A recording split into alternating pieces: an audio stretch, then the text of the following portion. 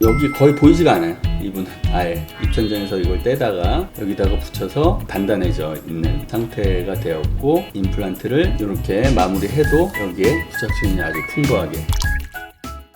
안녕하세요. 포인트 원치과 원장 원기욱입니다. 오늘은 임플란트를 하면 같이 따라오는 수식어 뼈 이식에 대해서 말씀을 드릴 텐데요. 뼈 이식은 워낙 다양한 그러한 적응증으로 하게 되는데, 간단히 설명을 드리면 발치한 지 1년, 2년 정도면 크게 상관은 없지만 그게 5년 이상 오래 지속되게 되면 뼈가 녹게 됩니다. 이 치아를 잡아주는 치조골이라고 부르는 얘의 역할은 치아를 잡아주는 역할이기 때문에, 치아가 빠지게 되면 본인의 역할을 다 했기 때문에 조금씩 녹기 시작합니다. 근데 그 녹는 양상이 똑같이 이렇게 있는 게 이렇게 평평해지는 게 아니라 보통은 바깥쪽 뼈 더 많이 녹게 돼서 약간은 사선으로 이렇게 녹게 돼요. 그래서 치조골이 원래 높았던 분들은 크게 상관이 없겠지만, 하치조 신경과의 공간이 얼마 안 되는 분들은 임플란트를 이렇게 신게 되면 이쪽 바깥쪽 부분이 노출이 되는 그런 분들이 있습니다. 아니면 노출이 안 되더라도 굉장히 얇게 뼈가 이쪽에 유지되는 경우에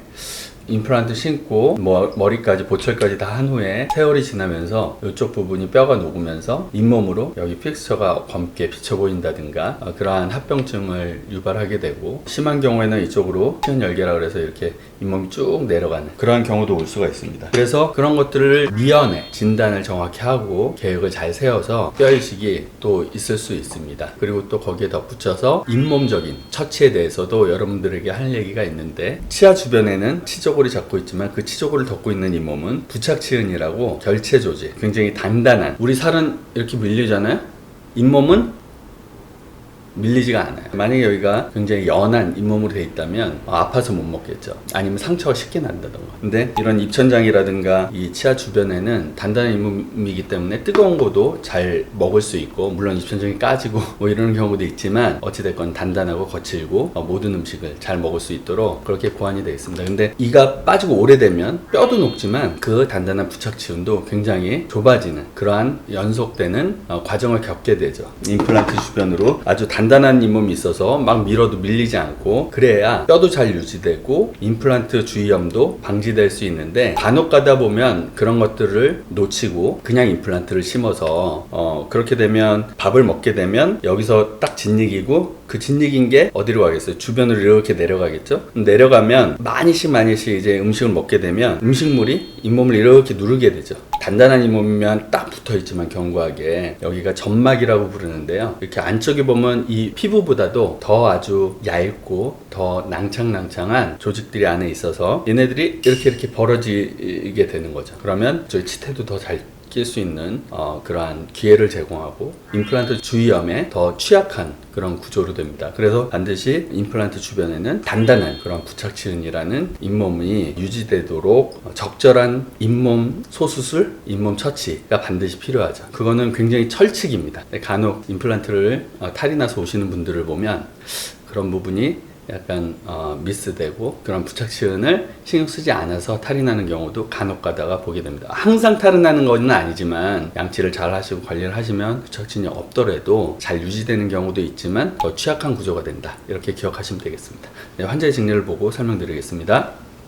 환자분의 처음 왔을 때 파노라마 사진이고요. 임플란트를 이제 다른 곳에서 하실 수 없다라는 얘기를 듣고 저희 치과를 내원하셨고, CT를 찍어본 결과 골폭이 앞쪽에서는 폭이 8mm 정도, 그 다음에 길이는 여유가 충분히 있으셨고, 8mm 정도면 4mm, 4.5mm 정도의 임플란트는 심을 수 있는 사실은 폭이고요. 여기는 이제 어금니 쪽인데 보면 폭이 한 아래쪽으로 12mm. 근데 이제 어금니 쪽은 최소 4.5, 그 다음에 5.0 정도의 직경에 임플란트를 심어야 되기 때문에 7.4면 굉장히 좀 빡빡한 폭이기는 합니다.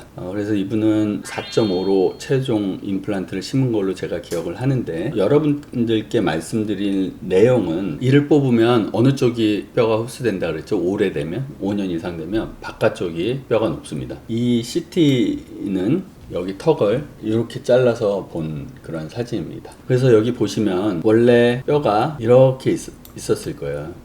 치아가 있었을 때는. 근데 치아가 빠지다 보니까 본인의 일을 다해서 조금씩 없어지기 시작하는 거죠. 그래서 만약에 젊으실 때 30대, 40대 때 일을 뽑으시고 틀니를 오래 하신 분들은 이 치조골이 거의 입안에서 보면 평평한 수준까지 다 녹게 됩니다. 그래서 이런 경우에 지금 길이가 1.2mm 정도 하치조 신경관까지 나오지만 실질적으로 여기 뾰족한 요 부분에 이렇게 심을 수는 없고 어느 정도 뼈를 평평하게 쳤을 때 다시 봐야 되기 때문에 뭐 한 9mm, 10mm 뭐 요 정도가 길이가 될 수 있겠죠. 근데 문제는 임플란트를 이제 4.5나 5.5를 심을 경우에 보시면 요쪽 부분이 한 이 정도 픽스가 노출이 되는 걸 보실 수가 있습니다. 혹여나 노출이 안 되고 깊게 이렇게 심을 수 있어서 심었다고 하더라도 이쪽 끝부분의 뼈는 굉장히 얇게 만나게 되는 거죠, 임플란트랑. 그래서 이런 경우에 녹게 되면 굉장히 빨리 나사산이 노출이 될 수 있고 임플란트 주위염이 발생될 수 있는 쉬운 구조이기 때문에 이쪽 부분에 뼈를 이식을 이렇게 하게 되는 거죠. 그래서 굉장히 뼈의 이식량은 많지는 않을 수는 있으나 굉장히 중요한 그러한 이식이라고 저는 생각하고 있고요. 그래서 보시면 함으로써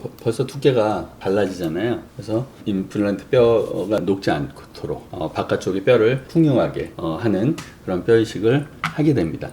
심고 나니 이렇게 노출이 됐었네요. 아마 이거보다 조금 더 깊게 심기는 했을 텐데 네, 이렇게 노출이 되기 때문에 이런 노출될 때는 여기에다 이제 뼈 이식을 하게 되는 거죠. 그래서 뼈 이식을 하고 여기도 뼈 이식이 돼 있고요. 지금 여기도 뼈 이식이 바깥쪽으로 돼 있습니다. 근데 또 중요한 게 뼈도 중요하지만 부착치인이라고 했잖아요. 여기 보시면 여기에 뭔가 경계선이 보이시는 분들이 있으실지 모르겠습니다. 여기를 기준으로 왼쪽과 오른쪽이 다른 성상의 잇몸 이에요. 여기는 핑크빛 부착치은 단단한 잇몸, 이렇게 밀어도 이렇게 밀리지 않는 단단한 잇몸이고 이쪽은 점막으로 굉장히 연한 조직, 여기 안으로 보면 이렇게 막 늘어나잖아요. 이런 조직입니다.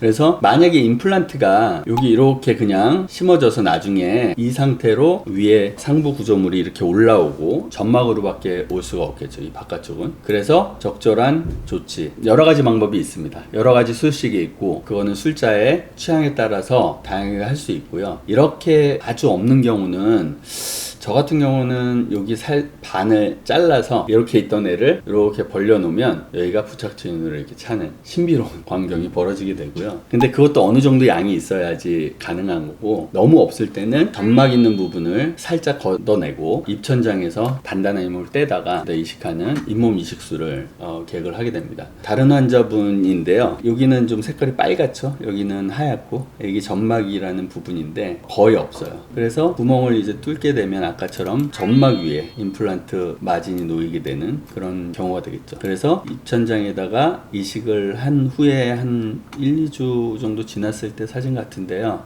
이렇게 여기에 이식한 부위입니다. 굉장히 하얀색이 많아졌잖아요. 부착치은이 되어서 구멍을 뚫어도 여기는 이제 단단한 잇몸이 지지해 줄 수 있는 그러한 좋은 환경이 되는 거죠. 그래서 아무리 음식이 먹고 이쪽으로 당긴다고 하더라도 얘는 견고하기 때문에 뼈에 단단히 붙어 있기 때문에 당겨지지 않는 상황이 됩니다. 다른 분 한 분도 이분도 보시면 여기 거의 보이지가 않아요. 이분은 아예 여기가 이제 부착치입니다. 이 핑크빛. 근데 입천장에서 이걸 떼다가 아래쪽에 이렇게 여기다가 붙여서 단단해져 있는 상태가 되었고 임플란트를 이렇게 마무리해도 여기에 부착치인이 아주 풍부하게 있어서 여기 보시면 여기 명확하게 보이죠. 제가 이제 사진 찍으려고 당긴 건데 당겨져서 여기에 이렇게 주름이 잡힌 걸 보실 수가 있어요. 이게 점막입니다. 여기는 부착치은. 그래서 잇몸도 굉장히 중요하다라는 것을 여러분들과 나눠보았습니다. 오늘 임플란트 실패하지 않는 조건, 뼈 이식과 잇몸, 부착치은에 대해서 여러분들과 나눠보았습니다. 좋다고 생각하시면 좋아요, 구독,